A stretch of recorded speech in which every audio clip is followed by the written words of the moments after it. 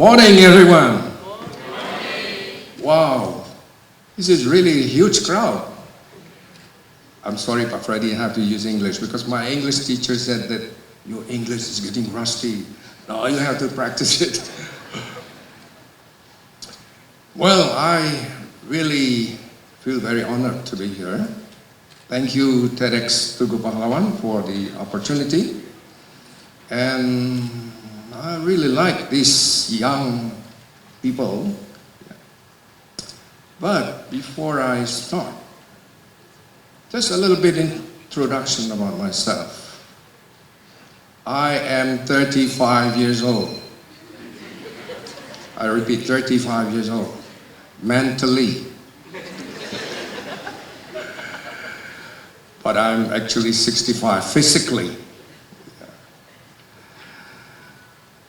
That's why I like to hang out with young people like Bagus, like Seno, like Pak Freddy too. I consider Pak Freddy is also a young person. Yeah. Because I know in every young people that have great ideas. This event is actually organized by young people, a group of young people. Yeah. I would like to tell you a little bit story today about what I have done in the last 2 years. I'm actually an engineer, but in the last 35 years, I've been a business practitioner. And to be honest, I'm not proud of it. I want to do something. I want to make some difference. That's why, at the age of 63, 2 years ago, I made a very bold decision. A decision that surprised many people. And nobody could understand why. But, ladies and gentlemen, that decision has changed my life.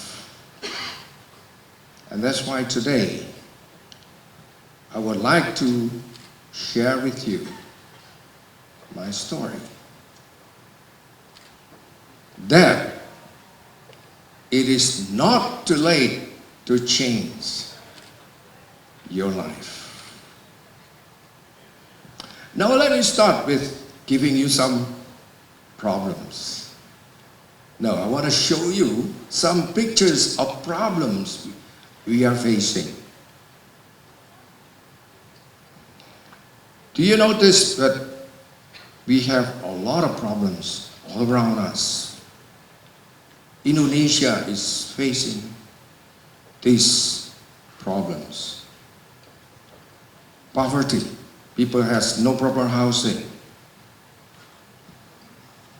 Water pollution. Anybody want to try to swim here? Mountains of garbage everywhere. I think we need another, or maybe not another, maybe 1,000 more Dr. Gamal. We have only one Dr. Gamal. We need to clone him. Deforestation.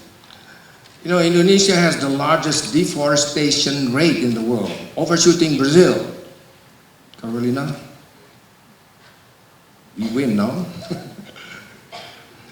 You know, last year, 3 years ago, Indonesia lost 800,000 hectares of forest. Very bad. Forest fires, because we're still practicing these slash and burn practices. We even export our smoke or haze to the neighboring countries. This is very sad. If you want to go outbound to do this flying fox, you just come here. You don't have to pay. It's free of charge. So people have been thinking, what would be the solution to these problems? Oh, sorry. Do you think strict regulation will help? we still have enforcement issue in Indonesia. There's still a lot of corrupt officials here. I don't think it's going to work. It's very difficult. What about CSR programs? Most companies are doing CSR for PR activities. The moment they are facing financial crisis, the PR people will be first to be fired. You know, they spend 2% helping people, but the rest, 98%, destroying the forest. What about sustainability campaign? I don't think it's not going to work either. It's very, very difficult. It will, yeah, but it's very difficult. Yeah. That's why we need to work very hard. Yeah. Some people think, oh, if I put 3 cans, trash cans outside, that's called sustainability. That's enough. Asking people to ride bicycle instead of using cars is not going to work because Indonesia is a hot country. What about donations? You cannot rely on donation all the time. So it's very difficult.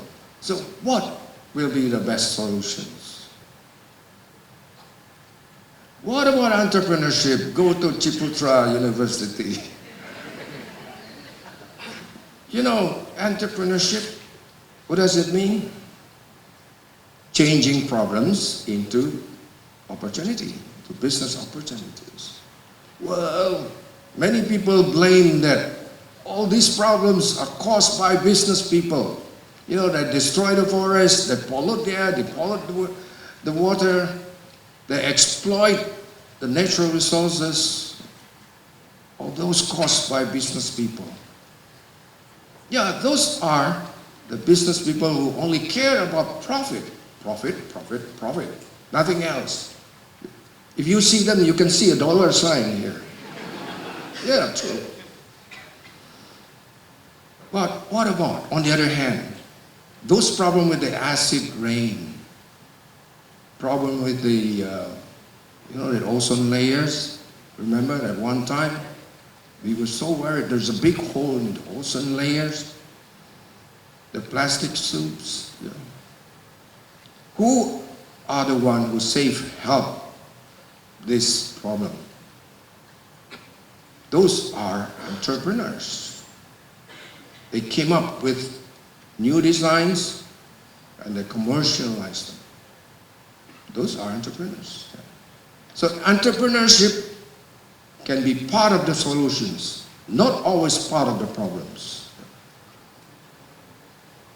That's why I believe, to me, the only way to save this problem is by having entrepreneurship.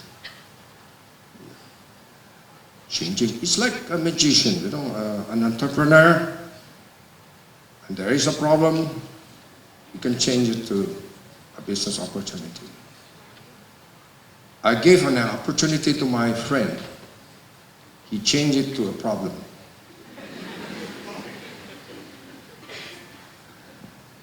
That's why I needed to do something about it.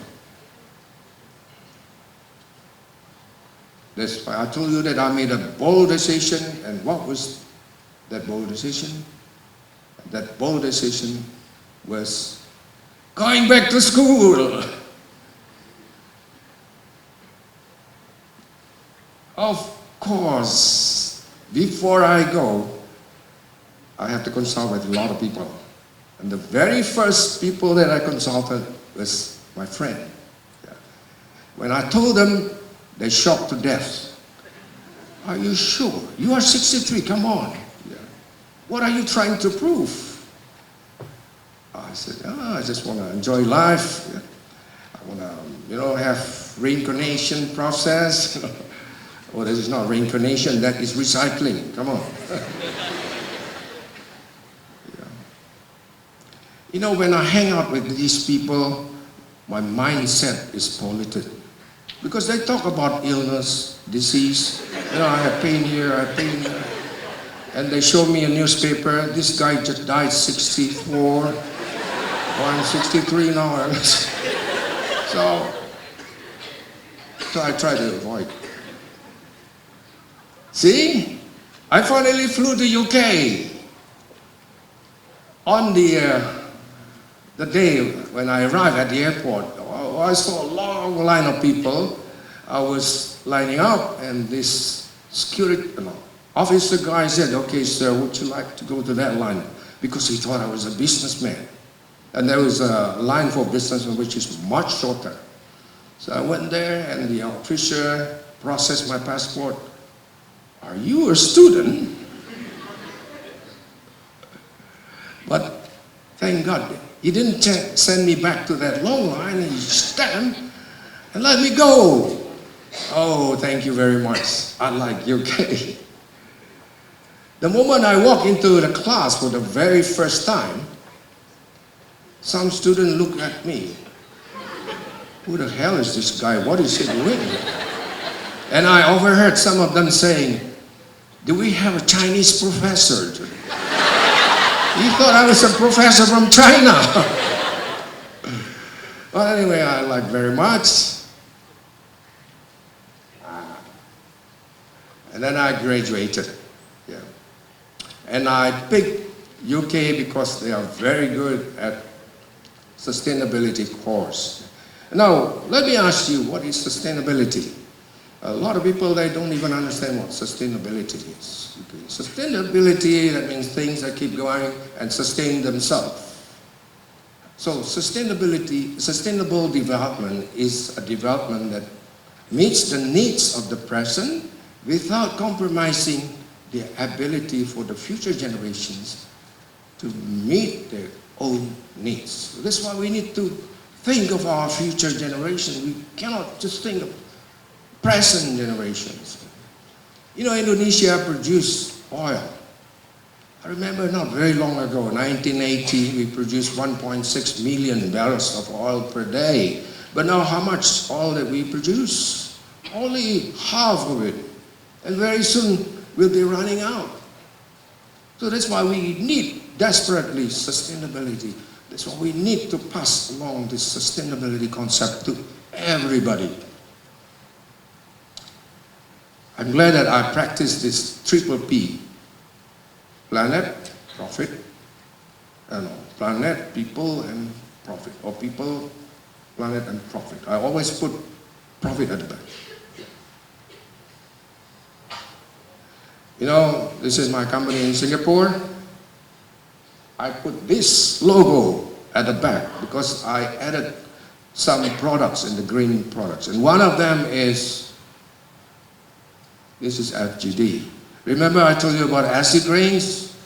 You know, in the past people just burn coal, and you know, coal emits a lot of toxic fumes, very dangerous. So you need to clean up this emission. That's why we have this. And good thing, I just made a startup in May, and I got this agency on this product because this is a lining that normally installed inside FGD, because inside is a very corrosive environment. You see, you sacrifice 1 year, but now the money is coming back. Yeah. And I'm happy that I'm saving the world and at the same time making a bit of profit. Yeah. I'm saying a bit of profit. But later on, we know that Jokowi is going to build a lot of power plants, and he said that there will be 35,000 megawatts to build. This is typical FGD. I don't want to tell you very detailed. And the other thing that I did is I built an organization called BISCOM. This is like a movement because we need to spread this message of sustainability to the people. A lot of people don't understand. Yeah. And what did we do?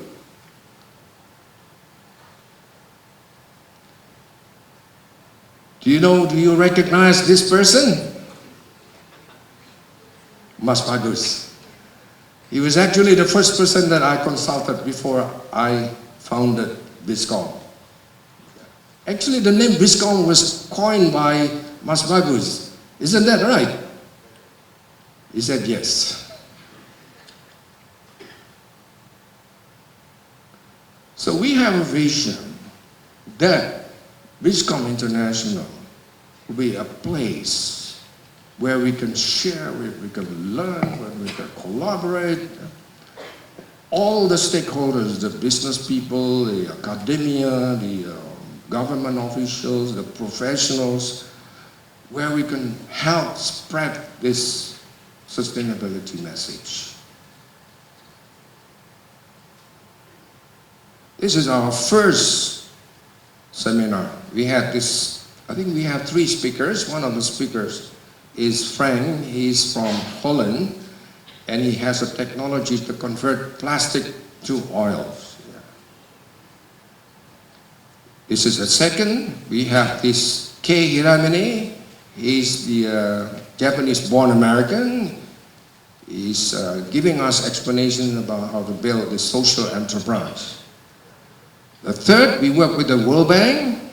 See, the club or the organization is getting bigger and bigger and bigger. It's growing and growing.